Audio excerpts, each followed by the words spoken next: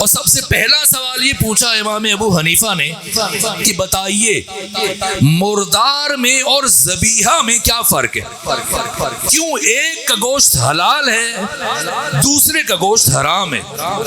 امام نے فرمایا خون کا فرق ہے، خون کا، ایک کا خون اس کے جسم سے نکل جاتا ہے اس لیے اس کا گوشت حلال ہے، دوسرے کا خون اس کے جسم کے اندر رہ جاتا ہے اس لیے اس کا گوشت حرام ہے۔ کہا اچھا تو اللہ نے خون کو کیوں حرام قرار دیا؟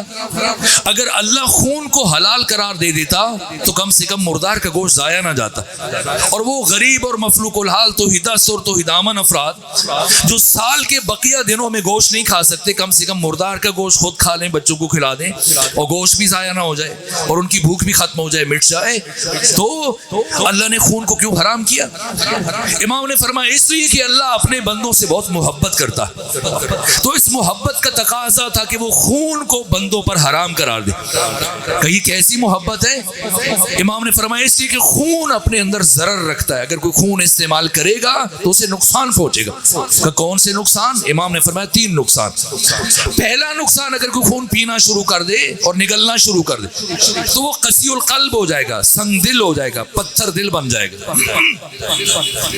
انسانیت سے نکل کے حیوانیت میں داخل ہو جائے گا۔ اور دوسرا نقصان یہ ہے کہ اسے کوڑ اور جزام کی بیماری لگ جائے گی۔ اور تیسرا نقصان یہ کہ اگر کوئی خون استعمال کرنا شروع کر دے تو اس کے جسم سے ایسا تعفن اور بدبو اٹھے کہ دوسروں کے لیے ناقابل برداشت ہو جائے۔ کہا اچھا اگر اتنی اہمیت ہے ذبیحہ کی اور مردار اتنا نقصان رکھتا ہے تو ہمیں کیسے پتہ چلے کہ ہم جو گوشت بازار سے خرید کر لائے یہ مردار کا گوشت ہے یا ذبیحہ کا گوشت ہے؟ اب ڈیرہ غازی خان کا تو مجھے نہیں پتا، لیکن لاہور سے متعلق مجھے پتا ہے کہ کئی سال گوشت کے نام پر بیچارے کیا کیا کھاتے رہے۔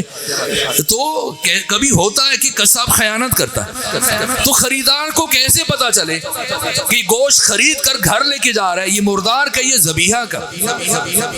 تو امام نے فرمایا اگر تمہیں شک ہو کہ قصاب نے خیانت کی اور تمہیں نہ سمجھ آ رہا ہو کہ گوشت مردار کا ہے ذبیحہ کا ہے تو گوشت گھر لانے کے بعد اسے آگ پر رکھو، اگر سکڑنا شروع ہو جائے تو ذبیحہ ہے اور اگر پھیلنا شروع ہو جائے تو مردار ہے۔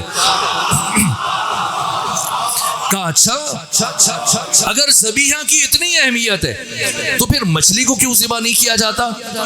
امام نے فرمایا مچھلی کا پانی سے باہر آ کر مرنا اس کا ذبیحہ ہے۔ مچھلی اگر پانی سے اندر مرے تو مردار ہے اور پانی سے باہر آ کر مرے تو ذبیحہ ہے۔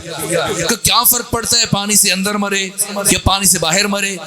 امام نے فرمایا فرق یہ ہے کہ مچھلی جب پانی کے اندر مرتی ہے تو مرنے سے پہلے تڑپتی نہیں ہے، لیکن جب پانی سے باہر آ کر مرتی ہے تو مرنے سے پہلے تڑپتی ہے۔ تو اس تڑپنے کے نتیجے میں ایک تو اس کے جسم میں خون کی مقدار بہت کم ہوتی ہے، دوسرا تڑپنے کے نتیجے میں وہ سارا خون اس کے سر میں اکٹھا ہو جاتا ہے اور باقی سارا اس کا گوشت سالم اور محفوظ رہ جاتا ہے۔ اس لیے یہی مچھلی کا پانی سے باہر آ کے مرنا ہی اس کا ذبیحہ ہے۔